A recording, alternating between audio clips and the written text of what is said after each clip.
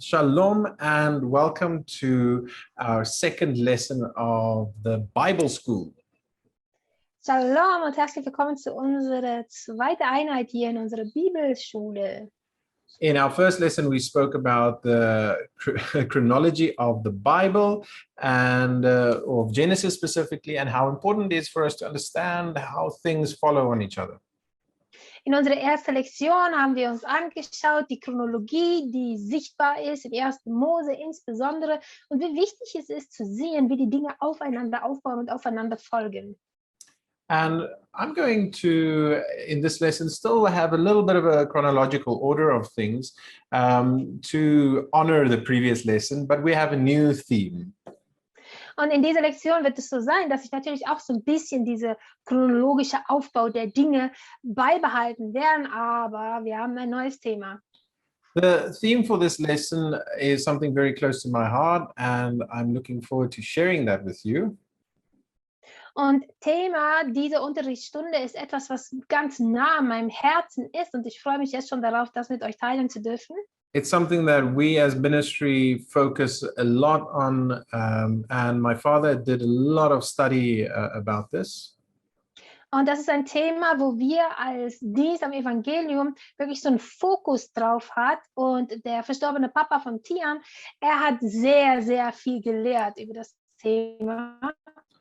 And so the theme for this lesson is God's dwelling place.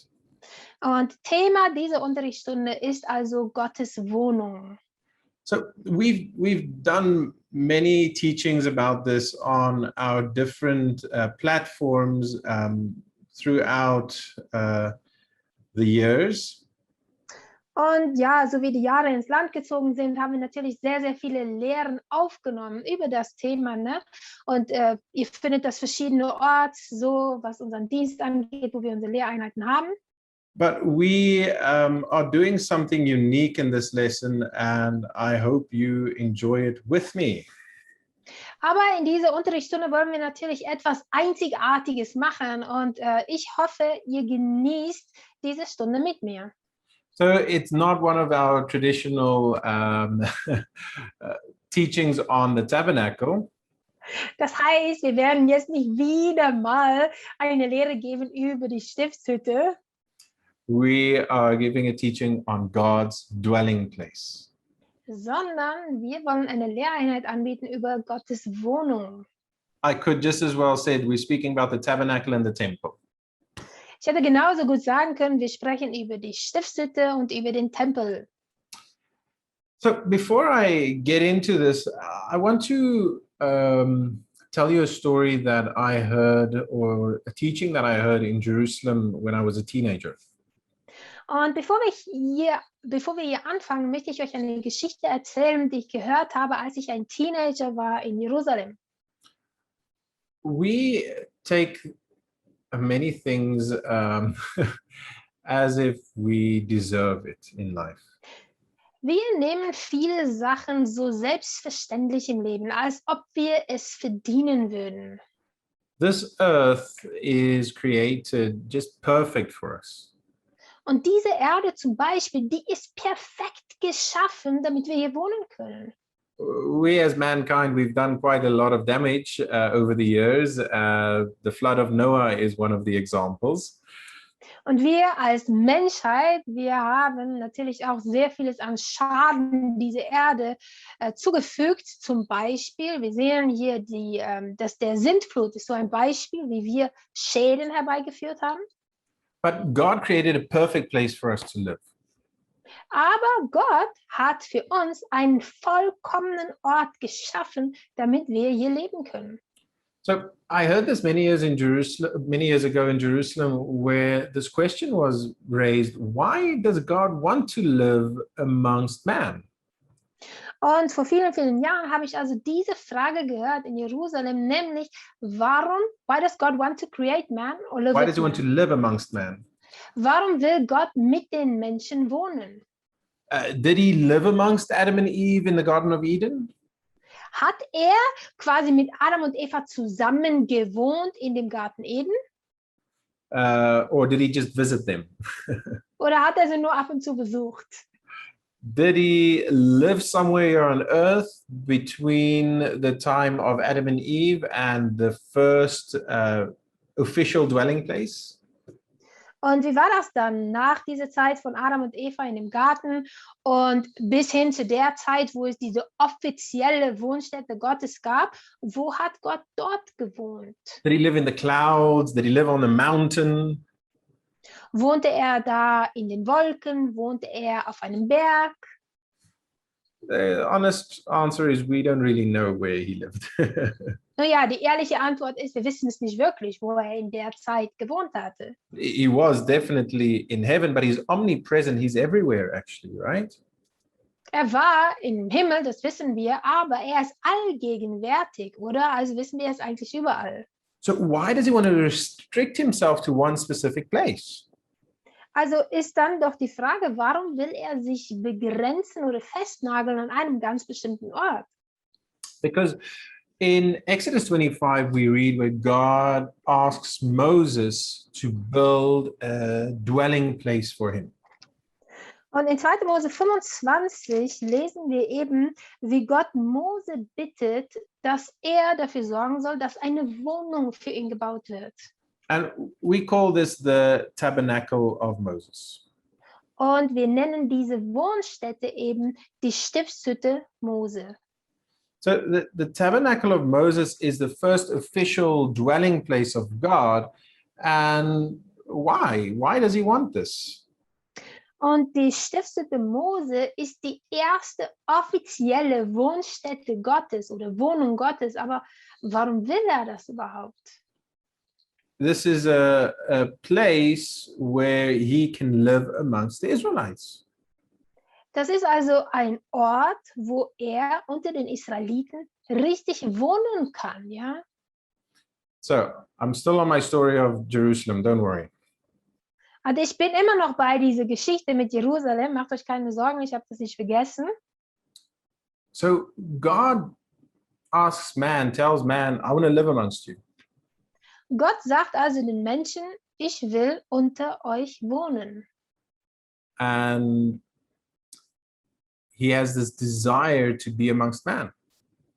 Und ihn verlangt es danach, unter den Menschen zu wohnen. And the greatest thing I heard about this is actually another question. You know, a Jew will answer a question with a question. Und die großartigste Sache, die ich eben als Antwort auf diese Sache gehört habe, war noch eine Frage. Ihr wisst, bei den Juden ist das so. Ein Jude beantwortet immer eine Frage mit noch eine Frage. So what was there before creation? That is the question. Und die Frage lautete dann, was gab es vor der Schöpfung? Before creation, was there nothing? Gab es nichts vor der Schöpfung? Please don't say that. Bitte sagt das nicht. Before creation, there was only God. Vor der Schöpfung, ja, wie wir die Schöpfung lesen, gab es nur Gott. And in Exodus 25, verse 8, God says, I want to live amongst you. Und in 2. Mose 25, Vers 8 sagt Gott, ich möchte jetzt bei euch wohnen. So somewhere in between, there needed to be man created. And that's what we started to speak about in the previous lesson. Und irgendwo dazwischen, ja, muss der Mensch ja geschaffen worden sein. Und darüber haben wir ja gesprochen in unserer ersten Lektion. So before creation, only God, and he had to create space for us, if we can call it space. He had to create something for you and me that we can exist. Und vor der Schöpfungsgeschichte, wie wir sie kennen, gab es nur Gott. Und Gott musste einen Raum schaffen für uns, wo wir existieren können.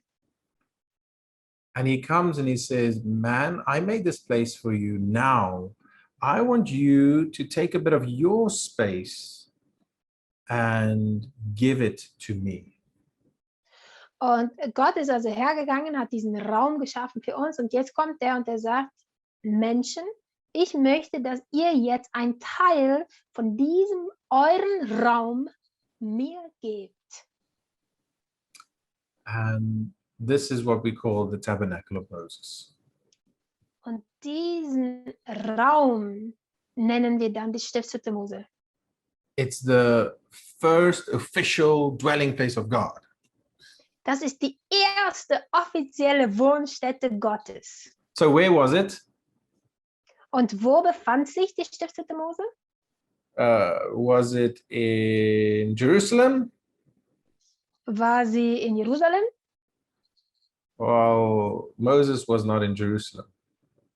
Nun, der Mose, der war ja nicht in Jerusalem. Where was the first tabernacle? Wo befand sich die erste Stiftshütte? It was in the desert. In der Wüste.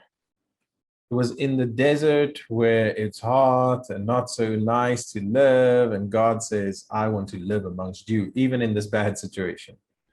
Es war in der Wüste, wo es so heiß war, wo das nicht eine schöne Situation ist oder schöne Umgebung ist, um drinnen zu leben. Und genau dort sagt Gott, ich möchte unter euch wohnen. So what was the purpose of this place? Was war also der Zweck von diesen Ort? The purpose of this place was very simple. Place for God to live, right?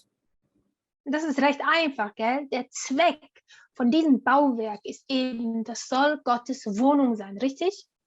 So if you read in Exodus 25, you read that it is for a place for him to live. Und ihr könnt das lesen in 2. Mose 25, da sagt er, es soll eine Wohnung sein. Er möchte darin wohnen. So he says, and let them make me a sanctuary that I may dwell among them. Er sagt, sie sollen mir ein Heiligtum machen, damit ich in ihrer Mitte wohne. According to all that I show you, he says. Und er sagt, mach das nach dem Vorbild der Wohnung, was ich dir zeigen werde. And the first thing he describes in Exodus 25, verse 10, is the Ark of the Covenant.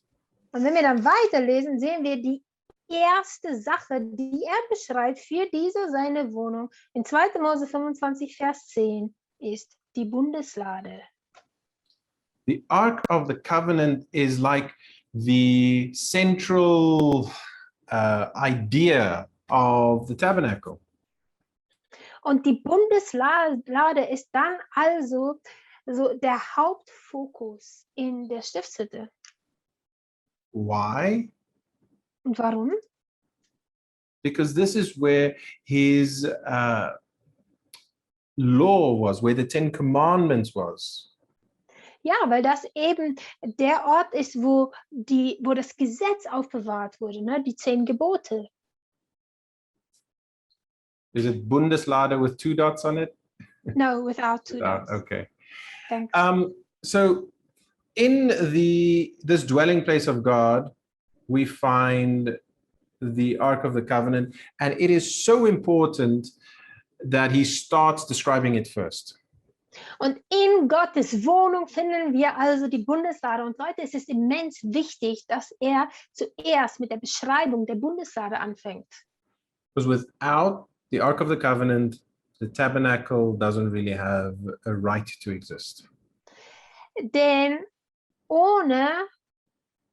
without the Ark of the Covenant, the tabernacle doesn't. Okay. Ohne die Bundeslade hat die Stiftshütte kein Anrecht auf eine Existenz, ja.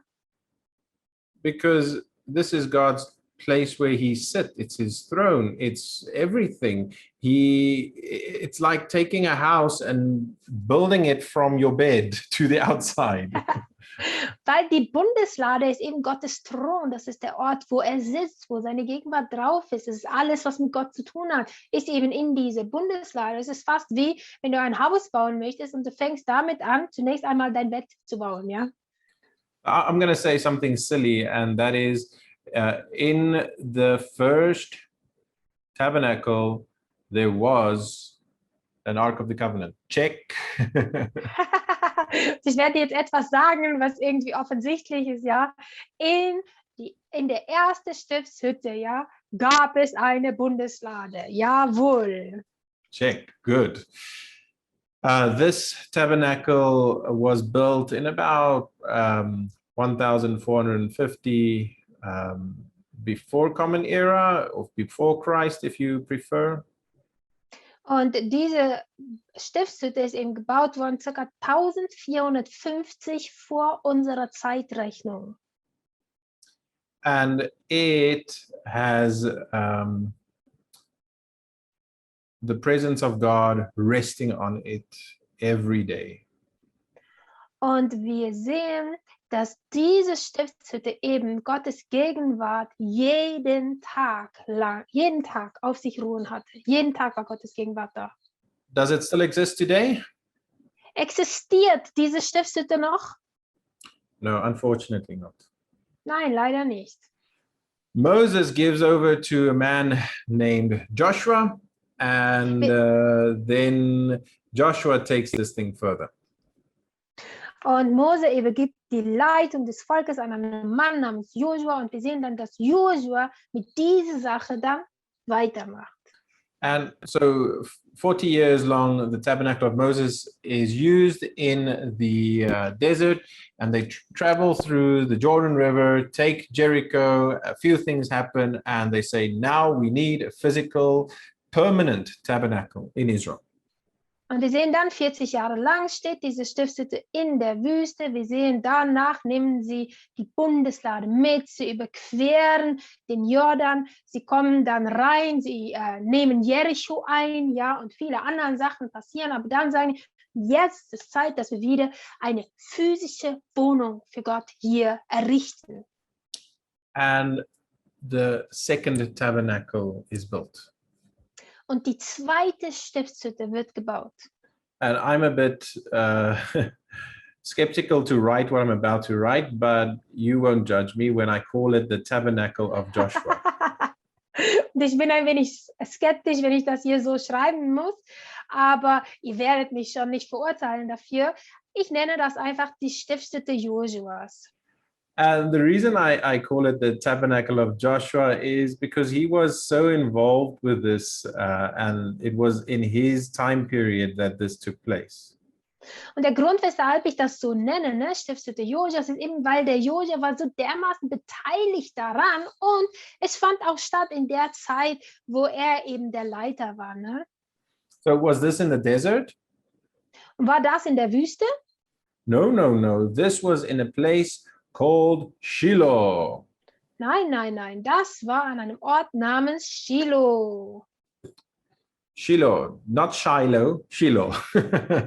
Nicht Shiloh, wie die Englischsprachigen das schon mal aussprechen, sondern Shiloh, so wie man das auf Hebräisch sagt. And we read about this in the book of Psalms in chapter 78, verse 60, where God decides to leave this place. Und wir lesen über diese Stiftshütte im Psalm 78, Vers 60, wo Gott sich entscheidet, diese Wohnung in Silo zu verlassen. Ja? And my question is, was the Ark of the Covenant there? Meine Frage an euch jetzt ist, war die Bundeslade in dieser Stiftshütte dort in Shiloh? Does it deserve a check? Ist das jetzt so, dass wir wieder ein Häkchen machen können hier in unserem Kästchen neben der Bundeslade? Yes, it was there. God's presence was there. Ja, die Bundeslade war auch da. Das heißt, auch Gottes Gegenwart war da. Unfortunately, God left the tabernacle in Shiloh. Aber leider ist Gott irgendwann ausgezogen aus dieser Stiftshütte in Shiloh. Er verließ diesen Ort. So in the book of Psalms 78, verse 60, we read, and I just want the words tabernacle and Shiloh for you to drop, that you get it. We read, so he forsook, this is God, he forsook the tabernacle of Shiloh, the tent that he had placed amongst men. Psalm 78, Vers 60. Und hier in diesem Vers geht es mir darum, dass ihr seht Wohnung, das steht für die Stiftshütte, und dass ihr das Wort Silo seht, ne? Oder Wohnung und Zelt. Ne? Er verließ seine Wohnung in Silo, das ist Gott, das Zelt, das er unter den Menschen aufgeschlagen hatte. So this tabernacle was built in about 1400 before Common Era. Und diese Stiftshütte ist gebaut von circa 1400 vor unserer Zeitrechnung. There are many people who want to give their opinion and say, oh no, this tabernacle was exactly built in 1410 before or so, because they want to say 40 years later, you know? Und es gibt einige Leute, die wollen sagen, nee, 1410 muss es gewesen sein, weil die wollen festhalten daran und sagen, exakt 40 Jahre später stand diese Wohnung. The dates in that period is too difficult. Aber um wirklich so ein Datum festzunageln in der damaligen Zeit, ist richtig schwierig. But we know this place existed, and we know it all stood there for almost 400 years. This is where Hannah prayed to be pregnant and where Samuel went for his training at Eli. This is a tabernacle that a lot of things happened. Und wir wissen, dass es diese Stiftshütte gab. Ja, wir wissen, das ist genau die Stiftshütte, wo die Hannah hingegangen ist, um zu beten, um schwanger zu werden. Wir wissen, dass der Samuel dort seinen Dienst getan hat. Wir wissen, dass der Priester Eli da war. Wir wissen, bei dieser Stiftshütte hat sich ganz, ganz vieles ereignet. But God left it and it was destroyed. And unfortunately, the Ark of the Covenant was captured by the Philistines and taken to their city. Und diese Stiftshütte stand da 400 Jahre lang, ja, aber wie wir gelesen haben, Gott hat dann irgendwann diese Wohnung verlassen und die Philister sind hergekommen und die haben die Bundeslade gefangen, also genommen, ne, weggeführt, entführt, wenn man das so will, und haben das in ihre Stadt gebracht. And David, the passionate David, decides, no, the Philistines are not allowed to have the Ark of the Covenant. I am going to go take it back. Und David, der leidenschaftliche David, der entscheidet sich, nein, das geht nicht. Die Philister dürfen die Bundeslade gar nicht haben. Ich werde hingehen und die Lade zurückholen. And he wants to build the first temple in Jerusalem. Und er möchte dann auch den ersten Tempel für Gott in Jerusalem bauen. Because this tabernacle is destroyed. Weil diese Stiftshütte ist ja dann zerstört worden, ja. And it replaced the first one. Und diese Stiftshütte hat ja die erste Stiftshütte ersetzt. So David has this desire that God can live amongst the people again. Und der David, der sehnt sich danach, dass Gott wieder unter den Leuten wohnen soll. And does he build the temple? Und wie ist es, Leute? Baut der David dann letztendlich den Tempel? No, unfortunately not. His son builds it. And we call this the first temple of Solomon.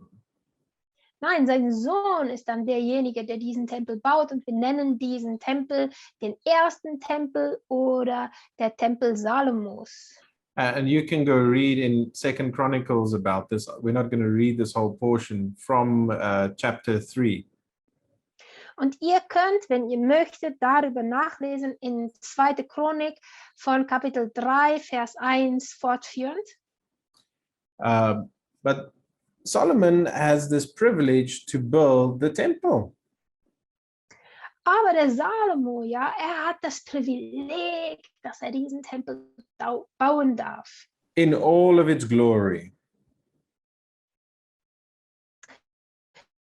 In all der Herrlichkeit, ja.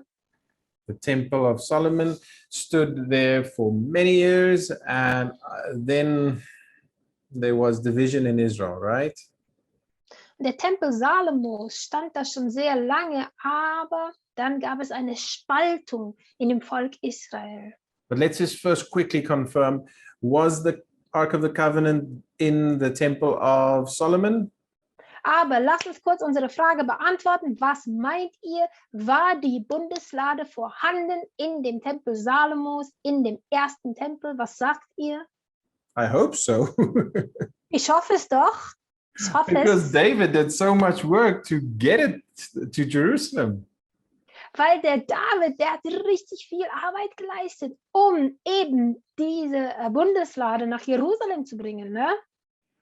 So David did all this in about 1000 BCE, and the temple was completed in I think 957 BCE.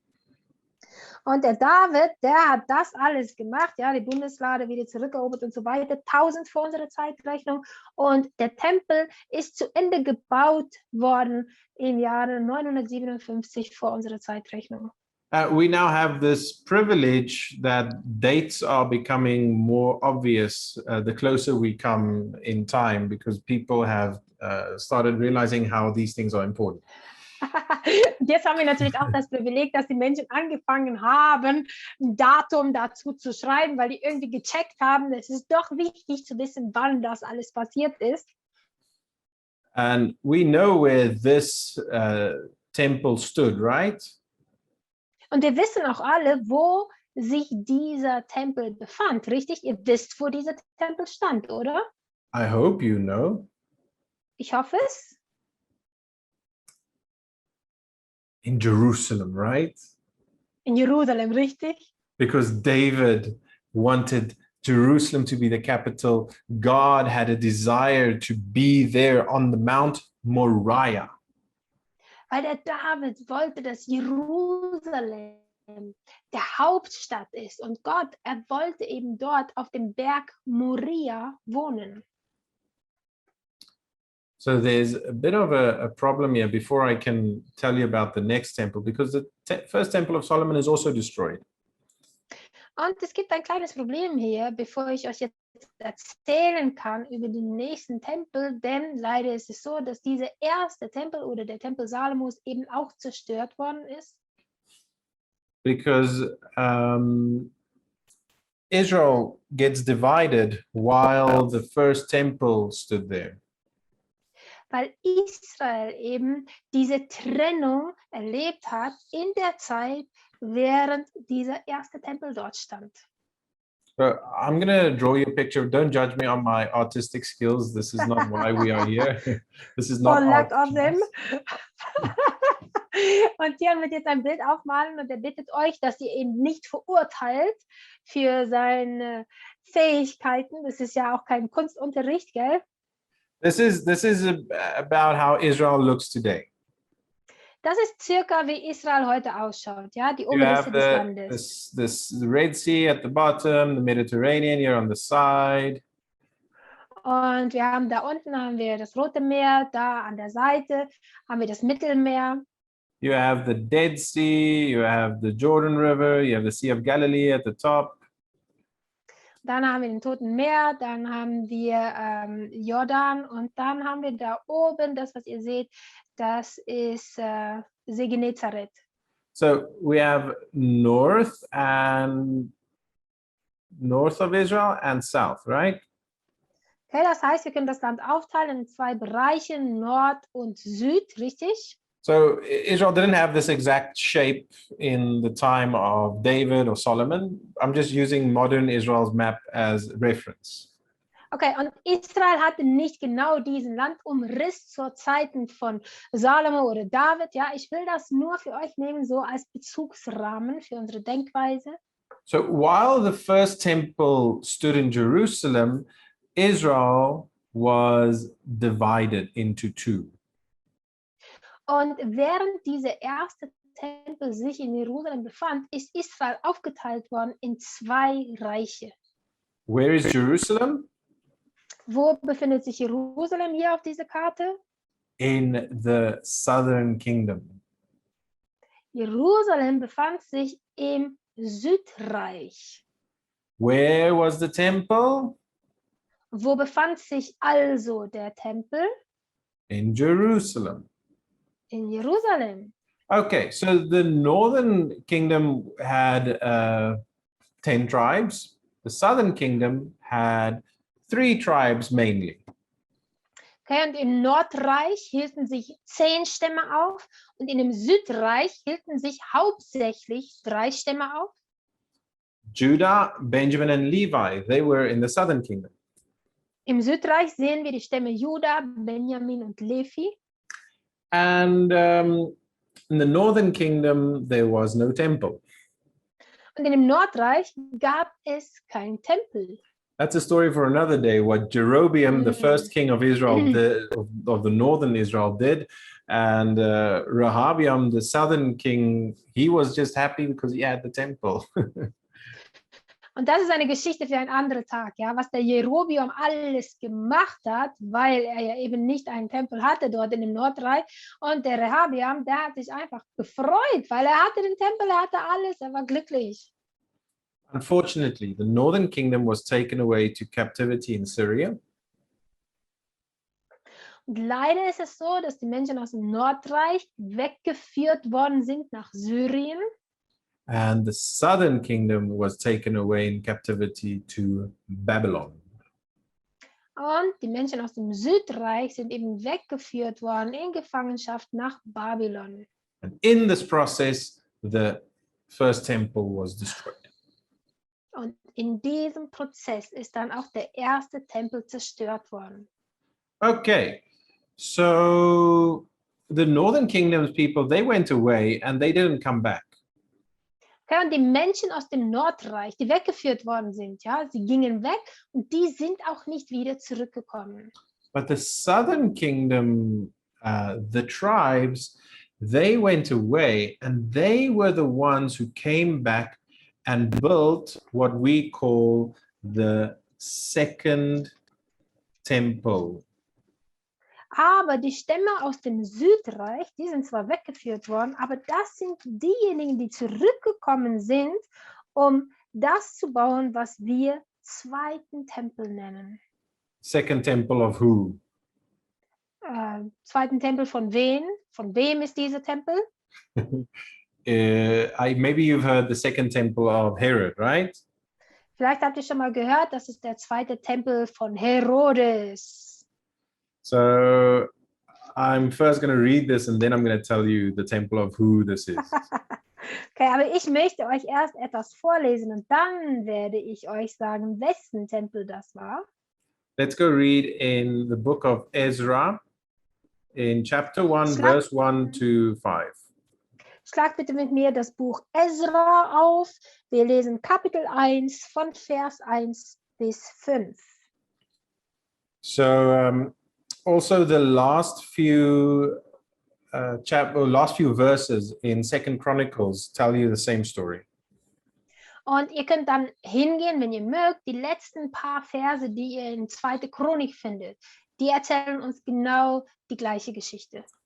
So I'm not going to read every word here in these 5 verses. You can do this by yourself, but it starts where King Cyrus starts to rule over Persia that took over Babylon.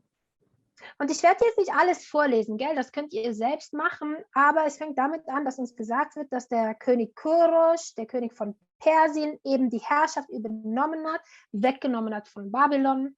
God stirs up his spirit. Und Gott bewegt etwas in ihm, in seinem Geist, ja. And remember, Judah, Benjamin, and Levi, the southern kingdom people, they are there with King Cyrus. They are in Persia, in the old Babylon. Okay, und versucht das jetzt im Kopf zu behalten, ja. Die Menschen aus dem Stamm Juda, Benjamin und Levi, die sind dort in dem Bereich, wo der König Kyros jetzt herrscht, ne? In dem alten Babylon. Die sind ja dahin weggeführt worden. So God stirs up his spirit and Cyrus makes this proclamation and says that there needs to be a house for God in Jerusalem again. Und Gott erweckt den Geist des Kyros, ne? Und der König Kyros geht her und er verkündet etwas, nämlich er sagt, es muss wieder ein Haus geben für Gott in Jerusalem. And he says, the people that were taken away from here, which we know as Judah, Benjamin, and Levi, they are supposed to go back and build a house for God.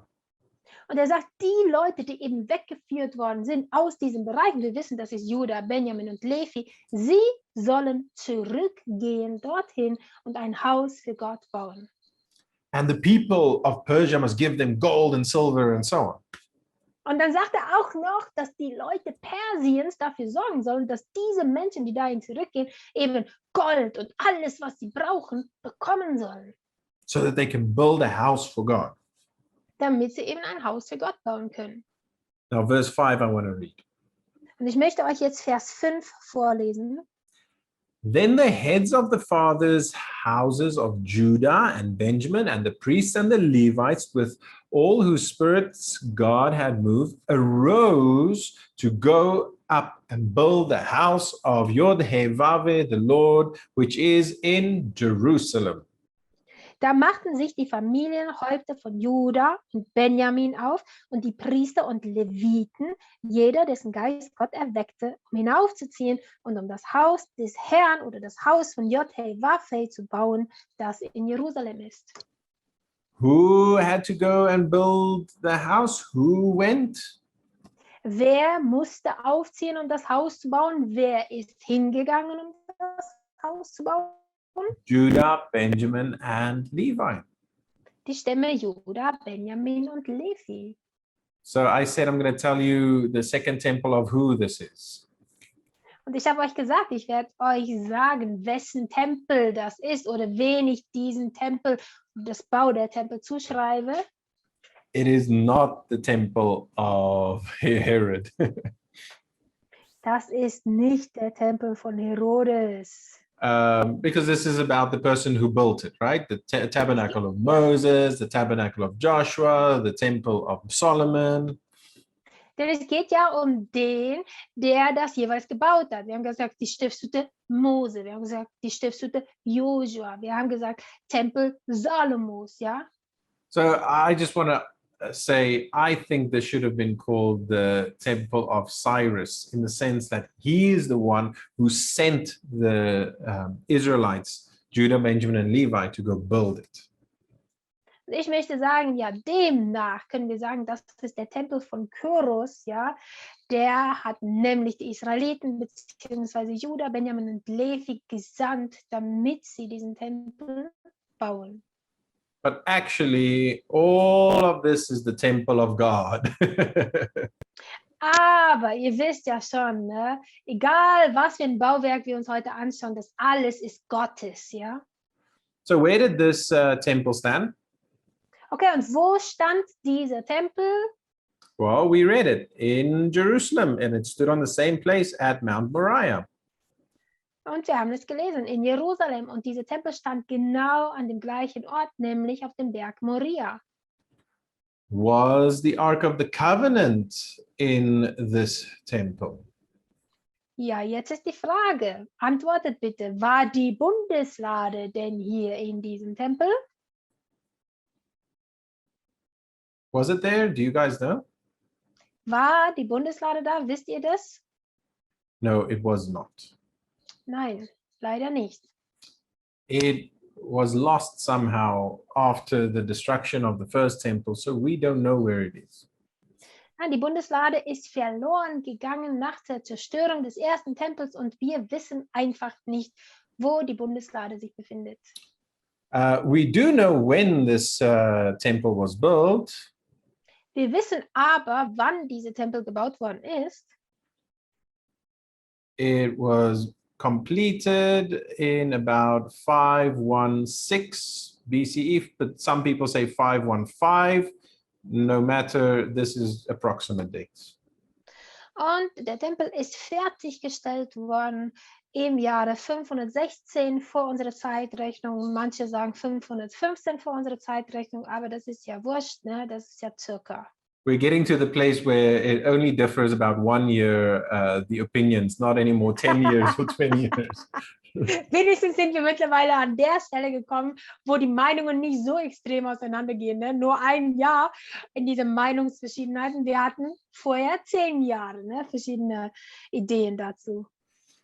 Okay, so the second temple of Cyrus stood in Jerusalem till when? Und dieser zweite Tempel, der Tempel von Kyros, stand in Jerusalem. Bis wann, wisst ihr das? Stood there for quite some time. Dieser Tempel stand einige Jahre dort. Stood there till 70 in the Common Era, as we call it, or AD, as we call it. Und dieser Tempel stand dort bis 70 unsere Zeitrechnung. So was it there in the time of Yeshua? War dieser Tempel also da, als Yeshua da war?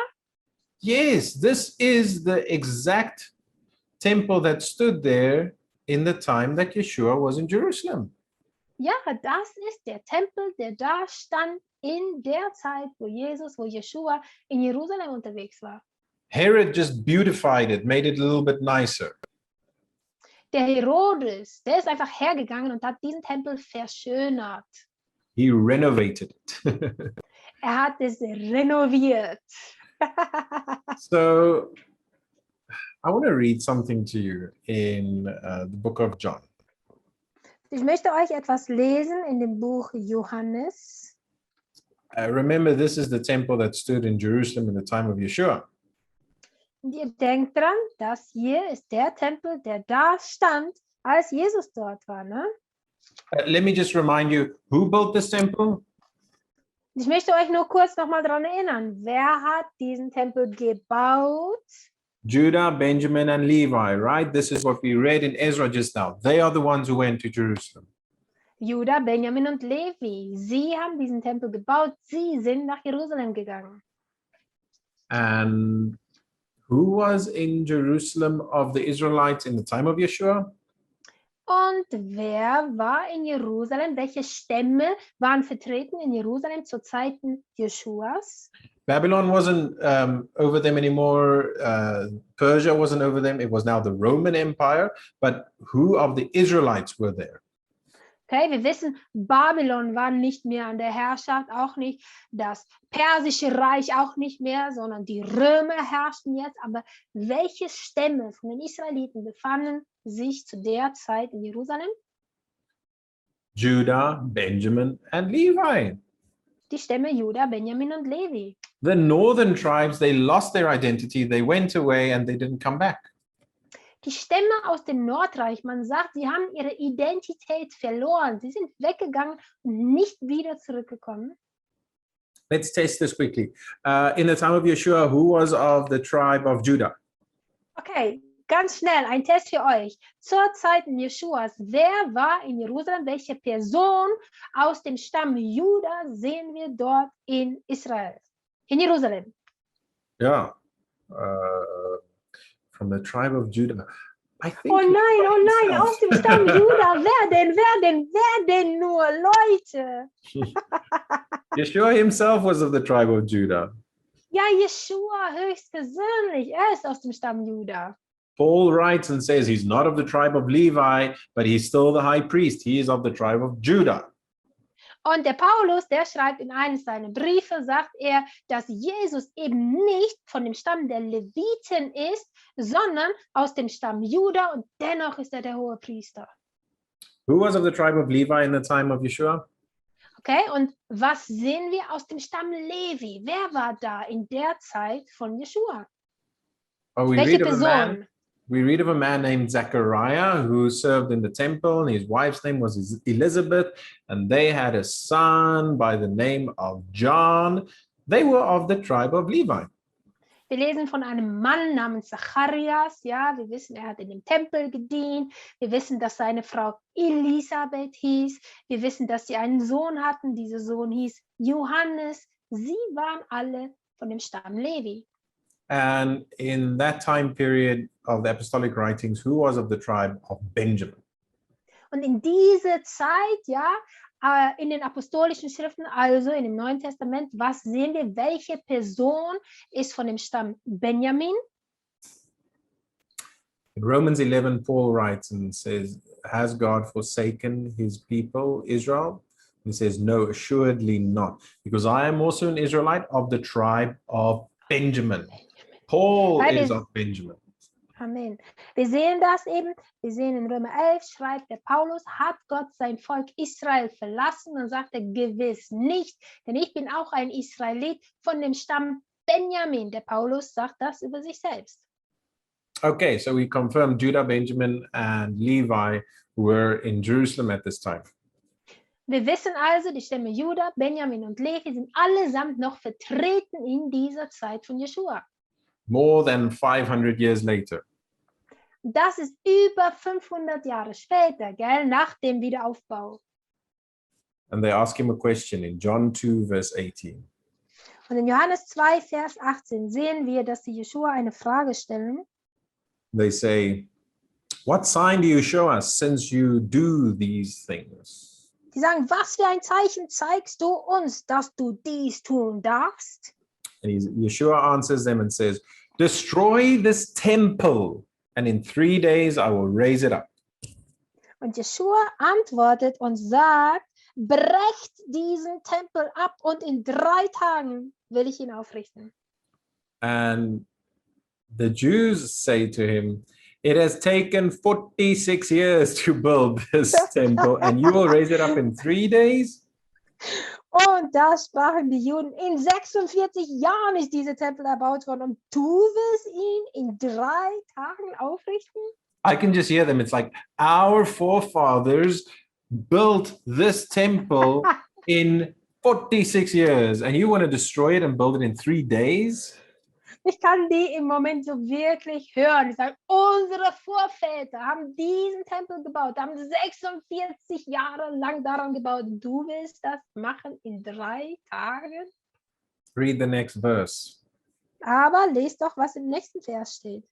But he was speaking about the temple of his body. Er aber redete von dem Tempel seines Leibes. This is not the third temple. This is the temple that we have today. Das hier ist also nicht der 3. Tempel, sondern das ist der Tempel, der heute steht, ja? You know when I write the temple of his body, who I'm speaking of, right? Und ihr wisst, wenn wir hier schreiben, der Tempel seines Leibes, von wessen Leib ich hier rede, gell? Das wisst ihr. This is Yeshua. Das ist Jeschua. So later they hold this against Yeshua and they say, we heard him say that the people must break down the temple. Und dann halten die das gegen ihn, ne? Später. Dann sagen die, wir haben gehört, wie er gesagt hat, die Leute sollen diesen Tempel kaputt machen. In I think it's Mark 14, he speaks about they speak about him, and they testifying against Yeshua, saying, he said, let's break down the temple. Ich meine, das ist in Markus 14, ne, wo die anfangen, Zeugnis gegen ihn abzulegen und dann sagen die über ihn, dann sagen die, er hat gesagt, wir sollen diesen Tempel hier niederreißen. And I say, hallelujah, yes, because today his temple is here. His living place is here. God lives in me and you. Und ich sage Halleluja, ja, weil heute ist sein Tempel eben hier. Seine Wohnung ist hier. Wir sind Gottes Wohnung. So where is it exactly? Und wo befindet sich der Tempel seines Leibes? In Moriah, in Jerusalem. In Jerusalem, okay, good. I was now unsure for a moment. This is in every believer. Nein, in jedem Menschen, der glaubt, da befindet sich dieser Tempel. In every believer, we are his temple. We are the ones who need to live this. In jedem Gläubigen, ja. Wir sind diejenigen, die diese Wohnung Gottes ausleben sollen.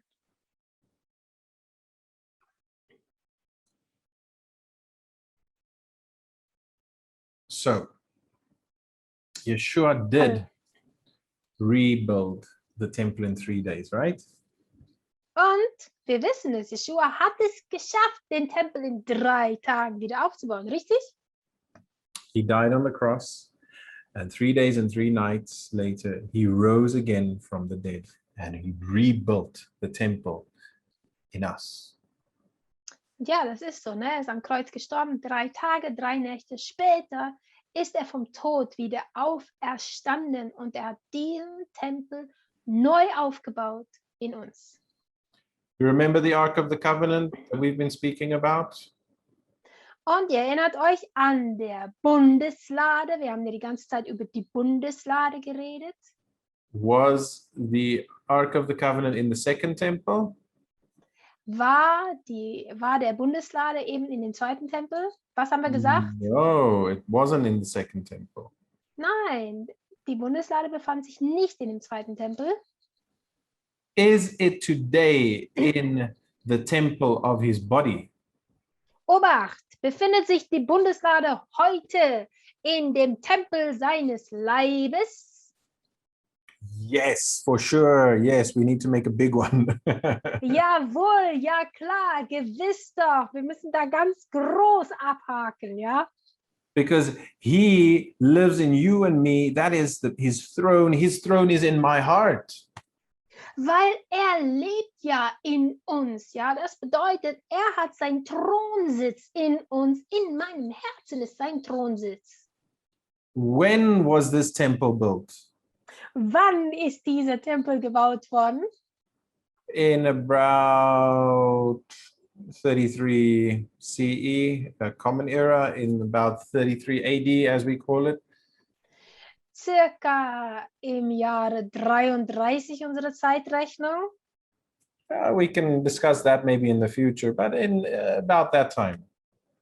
Also diese Zeit herum, ne? Da gibt es natürlich auch wieder verschiedene Meinungen, aber wir können alle sagen, die Zeit herum. Das können wir vielleicht nochmal thematisieren. But until when will it be there? Okay, und bis wann wird dieser Tempel stehen? Because we just read in John 2 verse 18 that Yeshua doesn't have a problem with destroying the temple, the second temple. I think maybe because the Ark of the Covenant wasn't there. Und wir haben das eben gelesen, ne, in Johannes 2, Vers 18, dass Yeshua überhaupt kein Problem damit hatte, diesen zweiten Tempel zu zerstören. Und ich denke, der Grund dafür war ganz einfach, dass die Bundeslade, also Gottes Gegenwart, nicht da drin befand. Ja? But we read in Corinthians, in 1 Corinthians 6, that we are the temple now. And actually in chapter 6, chapter 3 as well, we read about we that are this temple. Wir lesen das in dem 1. Korintherbrief an mehreren Stellen, Kapitel 3, Kapitel 6, lesen wir eben, dass wir jetzt Gottes Tempel sind. But we also need to be careful because this temple can also be destroyed. Aber Leute, wir müssen auch darauf achten, denn dieser Tempel kann ebenfalls zerstört werden.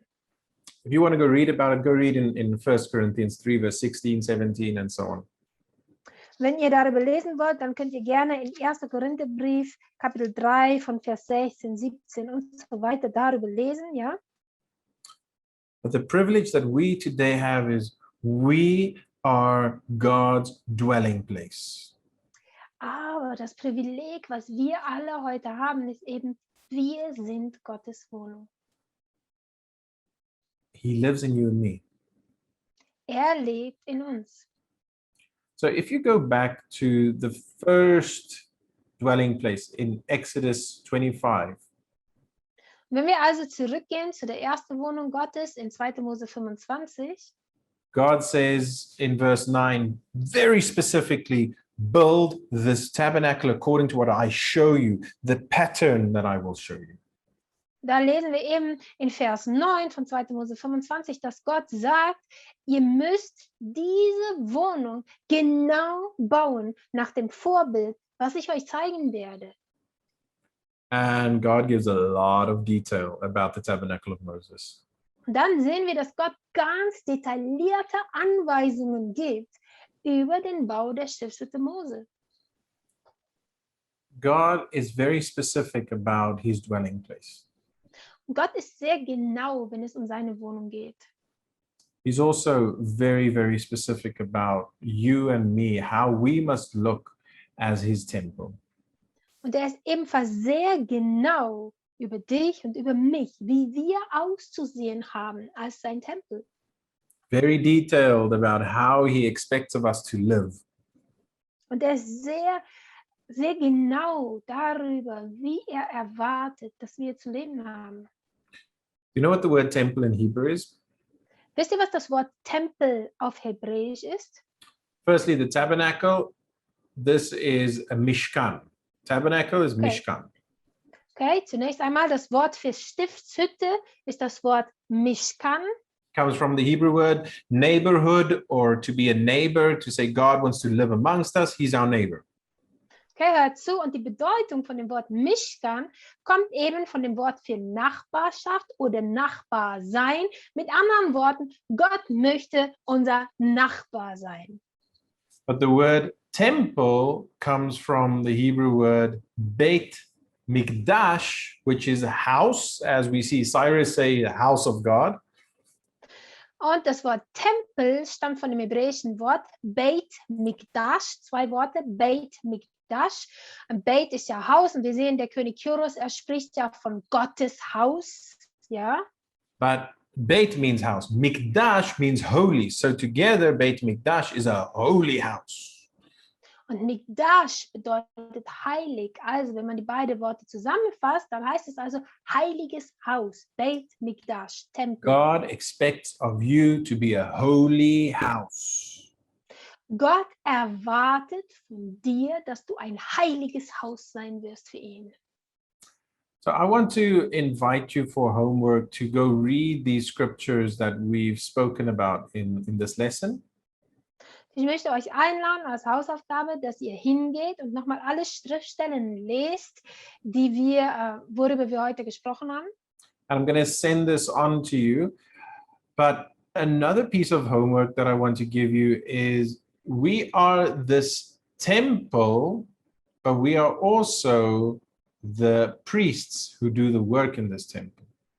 Okay, aber noch eine Hausaufgabe, die ich euch gerne mitgeben möchte, ist eben, wir haben gesagt, wir sind Gottes Tempel, aber wir wissen ja auch, wir sind ebenfalls die Priester, die dienen sollen in seinem Haus. So the priests had a certain work to do, right? Und die Priester, die hatten ganz bestimmte Aufgaben, richtig? Did they have to do the sacrifices? Mussten die Schlachtopfer darbringen? Yes, amongst many other things. But when we think about the priests, we think, oh, they're the ones who did the sacrifices. That's it. Ja, unter anderem, aber die hatten extrem viele Tätigkeiten. Ja, aber wenn wir heute hören Priester, dann denken wir, ach, das waren doch die Schlachtopfer darbringen mussten. So the priests, they had a certain instruction when God inaugurated them. Die Priester, die haben von Gott eine ganz genaue Anweisung bekommen, als er sie eingeweiht hat oder beziehungsweise als sie eingeweiht wurden in 5. Mose 10 von Vers 8 bis 9. We read about this in Deuteronomy 10, verse 8 and 9. So the specific scripture here gives us an idea of what is a priest, the background of what is a priest. It's not only work in general. Aber hier in 5. Mose 10, Vers 8 und 9 sehen wir eben so ein bisschen mehr, nicht nur eine Tätigkeitsbeschreibung, sondern es wird auch generell so ein bisschen mehr dazu gesagt, was ein Priester denn ist. It's like giving a description. Das ist so, als ob er hier eine Beschreibung gibt, eine Beschreibung eines Priesters. So let's read that. Also lasst uns das lesen. Deuteronomy 10, verse 8. At that time, Yod-Heh-Vaveh, the Lord separated the tribe of Levi to bear the ark of the covenant, to stand before the Lord to minister to him, and to bless in his name to this day. Zu jener Zeit sonderte der Herr den Stamm Levi dazu aus, die Lade des Bundes des Herrn zu tragen, vor dem Herrn zu stehen und ihm zu dienen und in seinem Namen zu segnen bis zu diesem Tag. So these three things. Die 3 Sachen. So what does it mean to bear the Ark of the Covenant? Was bedeutet das, die Lade des Bundes zu tragen? It means that God's Spirit, His presence must be in my life. Das bedeutet ganz einfach, dass Gottes Gegenwart in meinem Leben sein muss, wie sie einst auf diese Bundeslade ruhte, ja?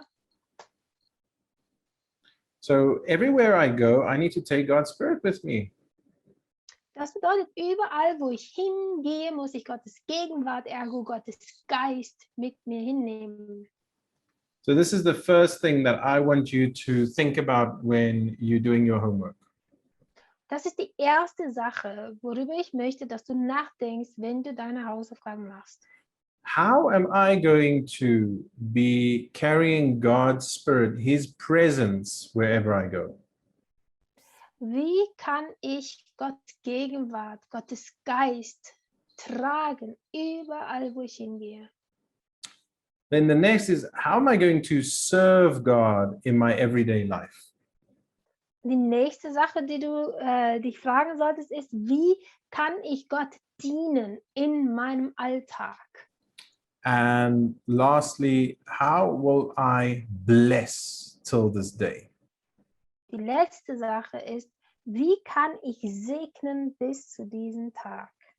So it's great to go read the scriptures that we spoke about today, but the important part is the commitment that's going to come from writing this down, point 1, 2, and 3.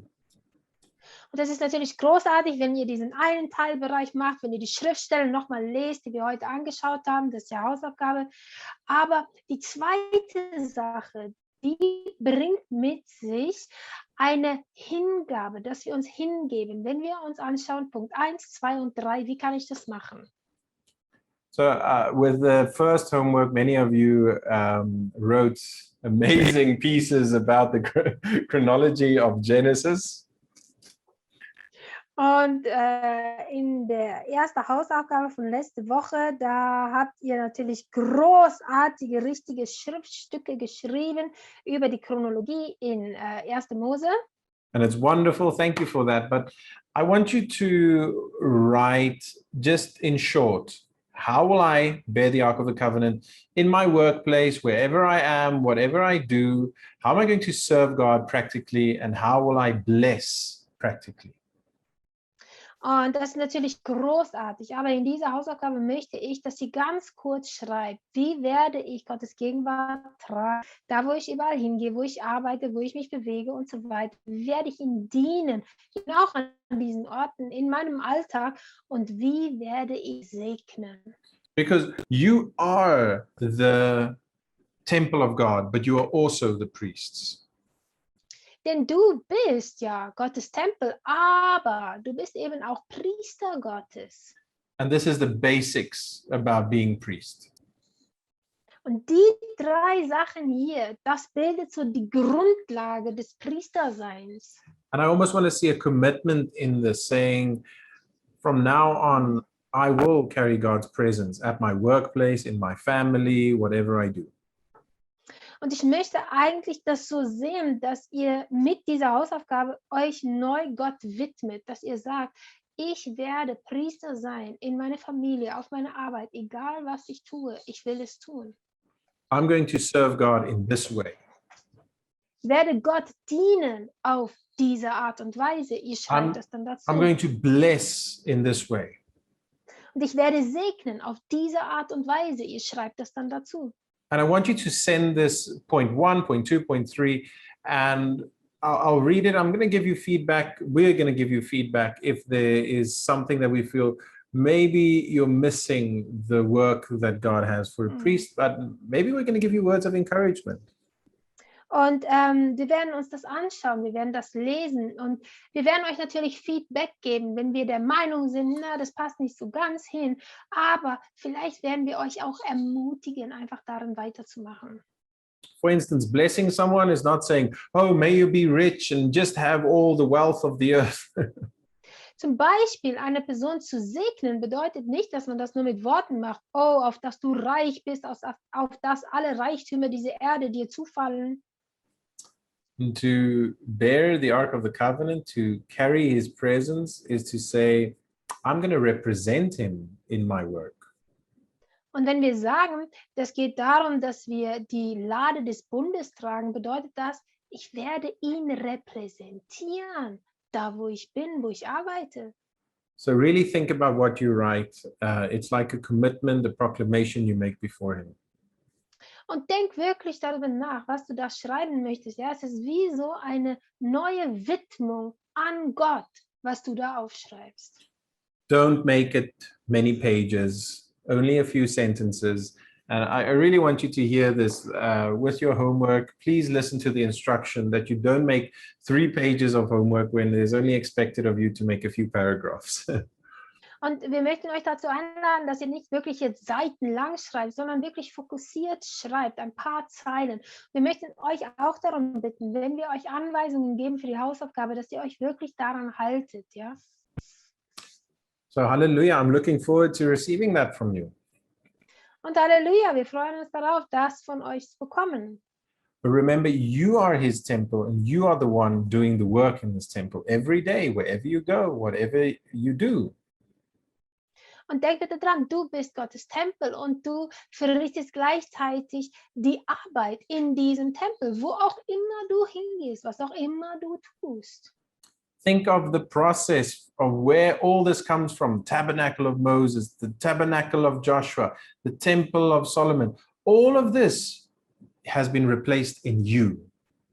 Denk einfach mal über diesen Prozess nach, ja. Denk mal darüber nach. Es gab erst die Stiftshütte Mose, dann gab es die Stiftshütte Josua, dann gab es den Tempel Salomos und alles das hat jetzt Platz gefunden in dir. We have a big responsibility being the holy house, the Beit Mikdash of our Heavenly Father. Das heißt, Leute, wir haben eine große Verantwortung, wenn wir Gottes heiliges Haus, Gottes Beit Mikdash, Gottes Tempel sein wollen. May you be blessed. I'm looking forward to hearing from you, and then I see you in our 3rd lesson. Auf dass ihr gesegnet seid. Ich freue mich darauf, von euch zu hören und ich freue mich schon, euch zu sehen in unserer nächsten Unterrichtsstunde. Just want to mention, next week, we're not getting together online. We're going to be sending the lesson through written, and the week thereafter will be online again, same time, same place. Und wir möchten einfach noch erwähnen, nächste Woche werden wir eine Offline-Stunde haben. Das heißt, es wird eine Stunde sein, wo wir nicht online uns treffen, sondern ihr bekommt von uns etwas ausgearbeitet, was ihr selbstständig dann anschaut. Und die Woche danach finden wir uns wieder hier zusammen, gleichen Ort, gleiche Uhrzeit. Shalom, shalom, Litraot. Shalom, shalom und Letraut auch von mir.